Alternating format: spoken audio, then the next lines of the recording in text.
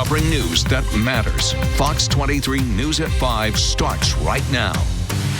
We start new at 5, where charges were reinstated against 3 Sperry High School students for first-degree rape by instrumentation. Thanks for joining us tonight. I'm Rick Marinon. Shay and Nathan are off. A judge disagreed with a previous ruling that dismissed the charges due to the age of the defendants. Fox 23's Devin Lyon was in court this morning and is now live in studio to break down what led to the judge's new decision. This all came down to how different judges have interpreted state law when it comes to rape and rape by instrumentation, and how it applies to juvenile offenders. Once again, this is far from over, and no one has been found guilty or not guilty. In balance, what the court is doing is saying to the state of Oklahoma through their DA's office that you can charge it and you have control, not the legislature. And to be fair, that frustrates me as a trial attorney, because over and over and over again, I hear the state of Oklahoma, the DA's office, get up in front of juries and go, you don't get to make the law. The court doesn't get to make the law. The legislature makes the law. Well, guess what? The court just made the law.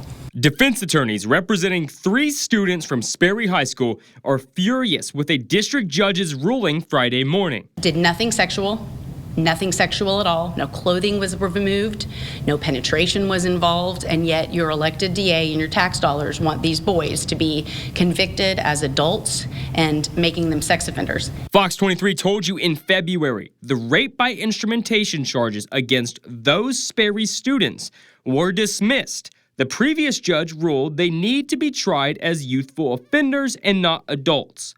The ages of the defendants are 15, 16, and 17. After the state appealed that decision, Judge Clifford Smith disagreed with the last ruling. Smith said after examining the law and the history of changes in the law, he believes it was the legislature's intent to give district attorneys the authority to decide how to charge juvenile offenders in matters of rape and rape by instrumentation.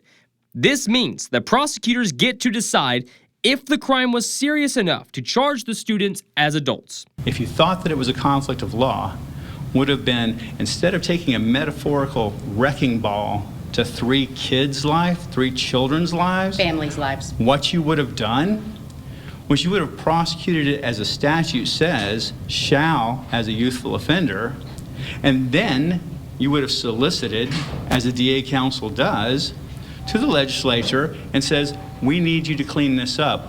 We don't understand it, but we're not going to wreck 3 children's lives and their families by doing this. We're going to clean up this statute. That's not what was done.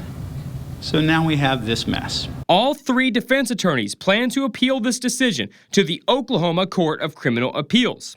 They still believe the law is clear and juveniles accused of rape by instrumentation shall be tried as youthful offenders. Now, for now, a preliminary hearing is set for March 26, but that could change if the defense's appeal is accepted. So, Devin, does this mean a 3rd judge will have to look at all over again? That's exactly right. I keep saying we are far from over, and it really comes down to if the defense's appeal is accepted. We're still trying to figure out if we're in the right building, whether a regular court or juvenile court. But the defense attorneys go into those facts and some of the logistics of where we're at in this case. We have that full interview posted for you on our YouTube. You can find the link on fox23.com for the response immediately after today's ruling. All right, thank you, Devin.